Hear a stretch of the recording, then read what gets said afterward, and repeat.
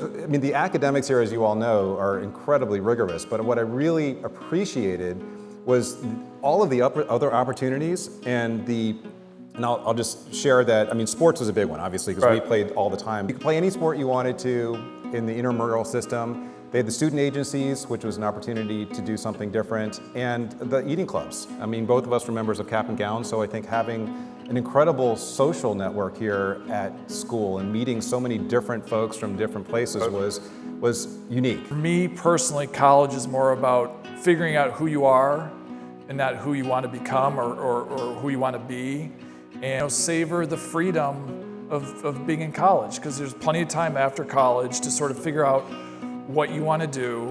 And even when you do even if you think you figure out what you want to do, you're going to still pivot 10 more times.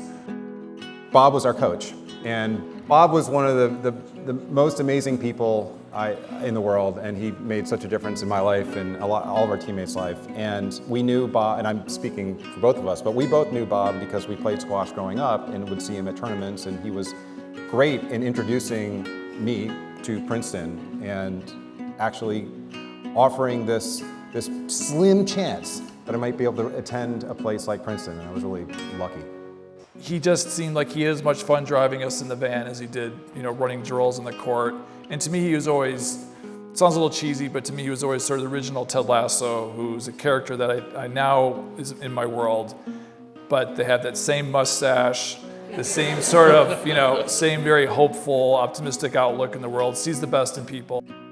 Love talking to athletes because they understand that nothing is impossible.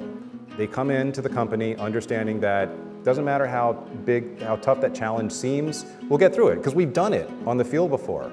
And they also understand team dynamics. They understand that you've got to resolve conflict before you walk on the field, right? Or before you ship a product. Those are the kind of things that you do naturally on a team. And I think it makes athletes particularly well suited, again, I'm super biased, in taking risks and joining startups and doing these things that other people would be worried about.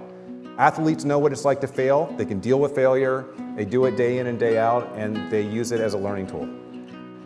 I learned how to take a loss, like defeat, because I'm sure like a lot of people in this room, I remember, memories from like being 12 and giving up a home run or missing a forehand on match point. Like those memories stick with you. Like as a producer, when a show's canceled, like I feel like I've been in this place before. I've had these kind of defeats before, and I'm confident that the other side is still going to be better.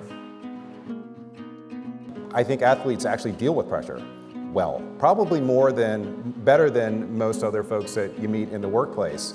And knowing that, I think you have the opportunity to sort of take that pressure, put it in a box, know that it's there, and then figure out what you're really passionate about.